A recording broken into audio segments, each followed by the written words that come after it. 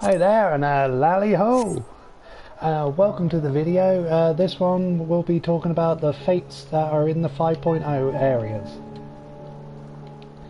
Now these fates operate exactly like the fates in the rest of the part of the game, where you just go around killing either a big boss monster, a load of moot minions, or you have to protect something as you are killing one of the aforementioned moots or boss monster.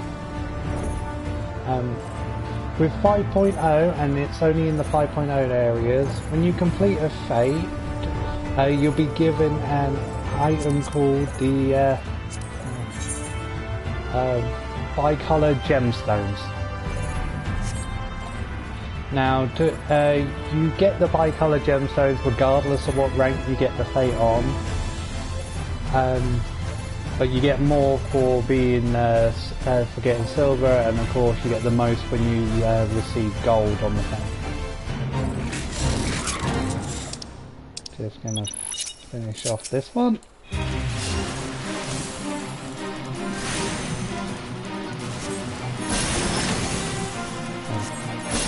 As you can see, fates are just the same as ever, functioning.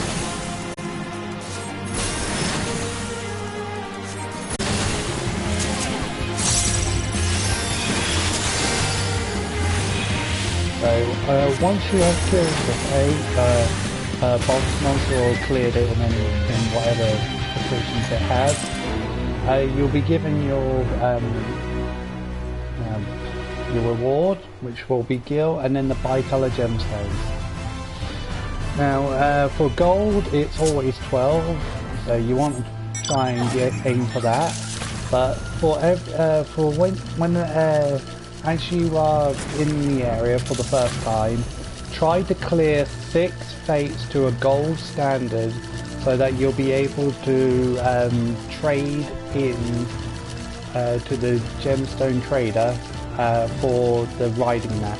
This will help you very much until you learn how to fly in the area.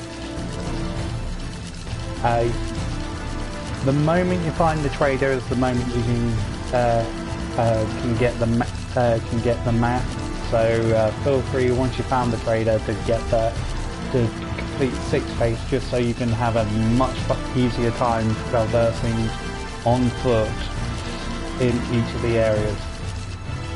At least until you have flying. Now for late land, the gemstone trader is at Fort Job, and it's Soulmet right here. The riding map is only accessible from when you hit rank 2, which is why I'm saying you need to clear 6 fates to gold standard. But there is more rewards for when you get to rank 3, which is an additional 60 fates to gold standard. Now the rewards for rank 3 differ slightly. For late land, you get the orchestrion role and a barding. For something like the Raktika Greatwood, you would get the daytime orchestrion role and a minion. Other places have housing items and so forth. Now, once you have achieved rank 3 for every single zone, all 6 zones, so that's 66 fates per zone for 6 zones, you'll be allowed access to the Crystarium and the Yulmore gemstone traders. Now these have a few unique rewards themselves, but they also have all the base maps that each gemstone trader has. So for the Soulmet stuff, Crystarium will have these items as well for the crafting. So it's sort of, if you have Crystarium and you're more gemstone traders unlocked, it's just ease of access, because you're in Crystarium, you're close to a market board, and Yulmore has mostly high-end game gear. Now, at the moment, I will say the rewards are not stellar to get the Yulmore and Cristaria gemstone traders unlocked.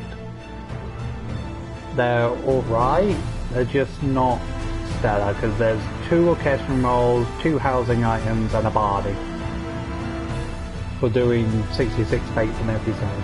Now that's not huge, a huge reward, but it very much feels like they will be increasing the rankings on these, and thus there will be increased rewards at a later stage. The reason I feel like this is a good possibility is we only have the daytime themes for every zone being unlocked at the current stage, whereas we still have the nighttime themes still up in the ether, no clue where they're gonna pop in from, and it seems to make sense that for every zone that it will also have the nighttime themes tied to the shared fate system. Now, if you want to see where your shared how many shared fates you need to do, as well as how many bicolor gemstones you currently have, if you go to the into the menu and you go to the travel section, go to shared fates. It takes a little while to load, but once it does, you'll be able to see your bicolor gemstones at the top, and then each of the zone and how many you need to get done. The ticks above are in tens, so you got 50 tick, 50 worth of fates tick, and then you got another 10 along the bottom, so 60. But that's from rank 2 to rank 3. It won't show you how many your 6 from rank 6. But as any new player or anybody new going through Shadowbringers, all I would say is do 6 fates in the zone, because that will give you enough bicolor gemstones to buy the riding map, get the riding map, and then just proceed to continue the game as normal, and only do fates if you need to do to get a bit more XP for your levels. Lakeland, Armorang and lower part of Kalusia are probably useful for trying to get to the 71. Lakeland is the best one to get to 71, and then you might be able to go into Ilmeng if you're a tank healer, or if you got a high enough companion chocobo. But if you don't have any of those, I suggest just sticking with Lakeland, just to try and get any alt jobs maybe to 71 if your main job isn't high enough at that point. Also just do Lakeland paints.